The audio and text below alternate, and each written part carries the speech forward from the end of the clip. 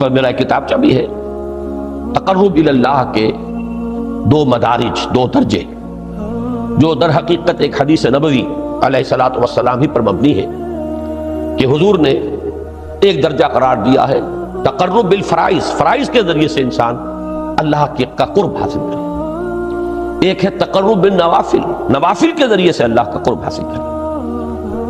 ان میں کیا نسبت و تناسب ہے، اہمیت کے اعتبار سے کون بڑھ کر ہے، بلندی کے اعتبار سے کون بڑھ کر ہے، یہ تمام مسائل میں نے اپنی اس تقریر میں بیان کیے تھے جو اس کتابچے میں شائع ہوئی ہے۔ اس وقت میں اس کی تفصیل میں نہیں جا رہا، صرف یہ تذکرہ اس لیے کر رہا ہوں کہ جن کو بھی خواہش ہو جائے وہ اس کا مطالعہ کرے۔ ہماری اس وقت کی گفتگو سے وہ کتابچہ اس جگہ پر منسلک ہوگا۔ تو تقرب اللہ، یہ تقرب کوئی فزیکل فینومینن نہیں ہے، جسمانی یا مادی مسئلہ نہیں ہے۔ اللہ سے قرب یہ نہیں ہے کہ کوئی کروڑوں میل کا فاصلہ ہے، اب ہمیں وہ رسی پر چڑھنا ہے اوپر بڑی محنت اور مشقت سے۔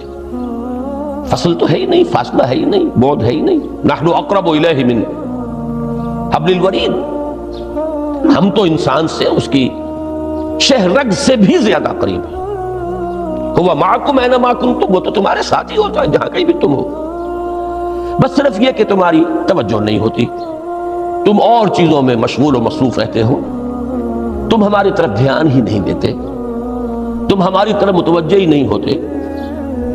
ہم تو مائل بے کرم ہے، کوئی سائل ہی نہیں، راہ دکھلائیں کسی رہنم منزل ہی نہیں۔ انسان جب متوجہ ہو جاتا ہے اور بڑھتا ہے، آگے پیش قدمی کرتا ہے روحانی اعتبار سے، تو یہ ہے در حقیقت تقرب اللہ، اور اسی کو ہم کہیں گے روحانی ترقی۔ اب ان تین چیزوں کو اگر آپ نے ذہن میں جما لیا، پھر میری بات کی ترتیب اس کو ذہن میں قائم کیجئے۔ ہم چلے کہاں سے؟